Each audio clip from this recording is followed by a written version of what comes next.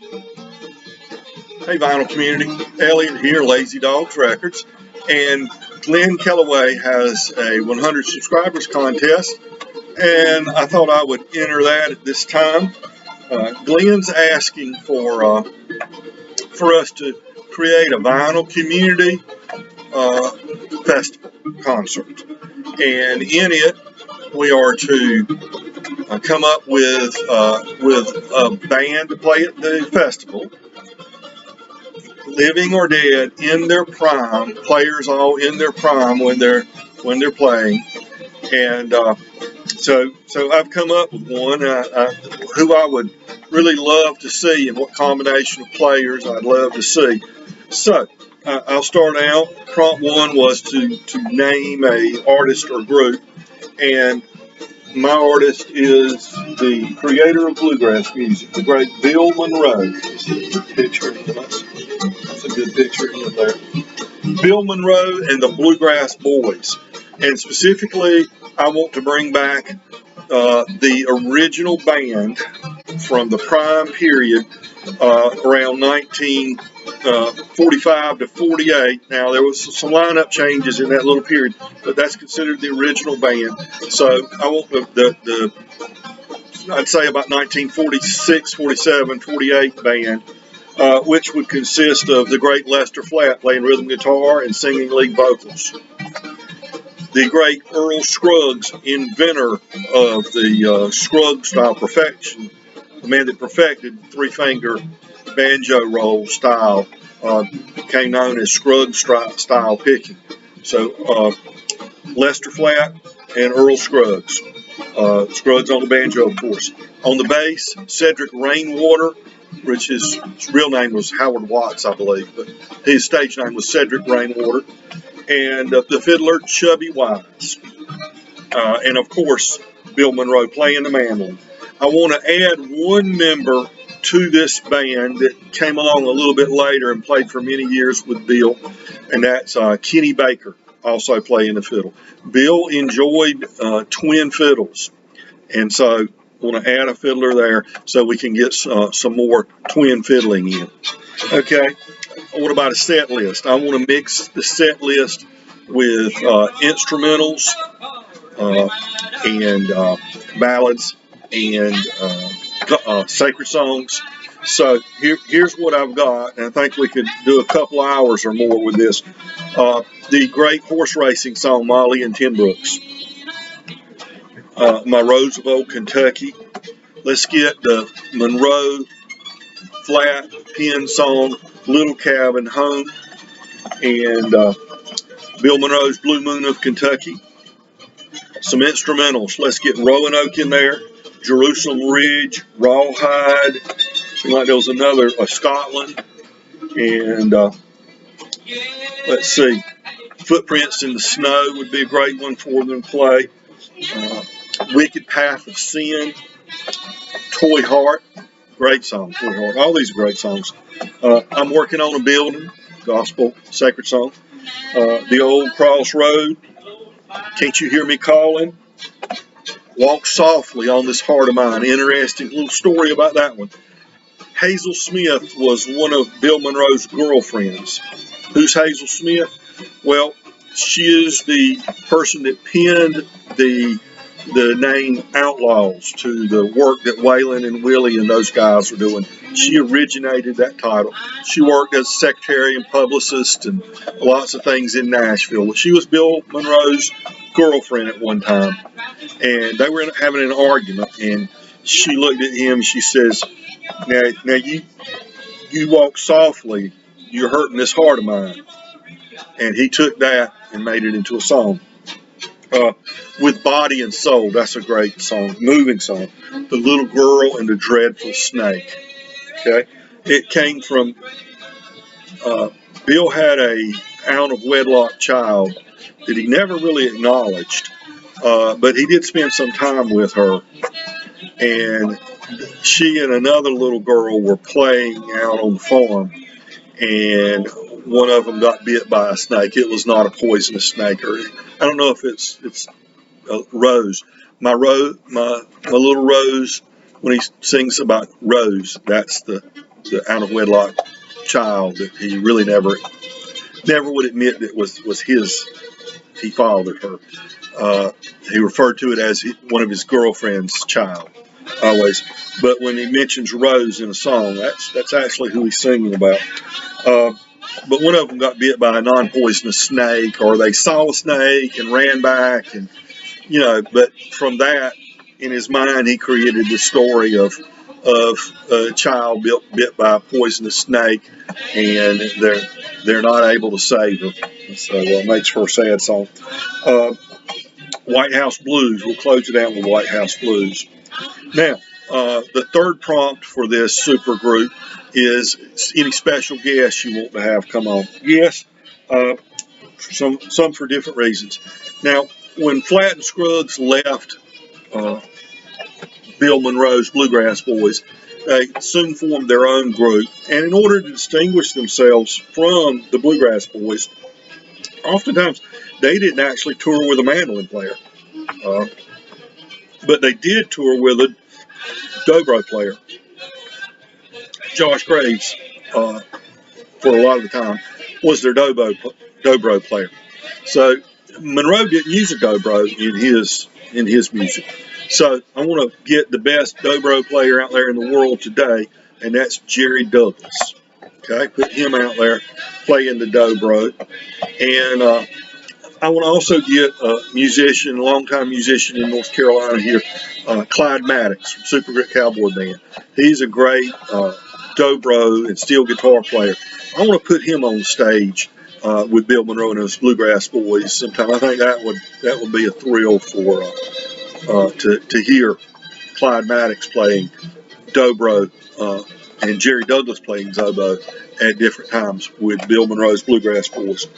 Now, early in bluegrass, you did not have lead playing from the guitarist. Guitarist was there to hold down the rhythm, and so you had great rhythm guitarists like Lester Flatt, Jimmy Martin, another great rhythm guitarist. But you didn't have, until Doc Watson came along, you weren't usually using the acoustic guitar as a lead instrument in traditional music, specifically bluegrass. Well, I want to put one of the young guns out there, less than 30 years old today. I want to put Billy Strings up there with the original Bluegrass Boys and let him take some solos on lead guitar.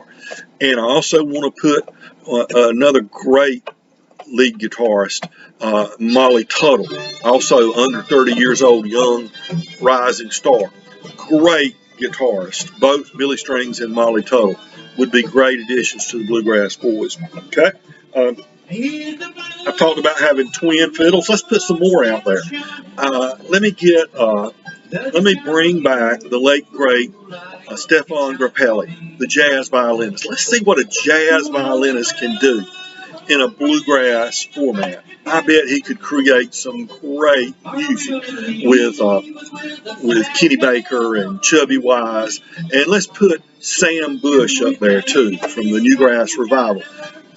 And I don't think he ever actually played with Bill Monroe. Of course, he is mandolin and fiddle player. So Bush could play some mandolin, trade off some mandolin licks with Bill Monroe, and he could also work with the multiple fiddles on stage. Let's see, who else I've got? We need somebody else to provide harmony vocals besides who we've already got. Emmylou Harris. Wouldn't it be great if we could get Emmylou up there playing? She could play some rhythm guitar and do harmony vocals with Bill and the other performers, Lester Flatt and all the others. And finally, somebody that never got a chance to play with Bill Monroe that I think would really be great, a great opportunity for him, something he would just cherish if he were still living.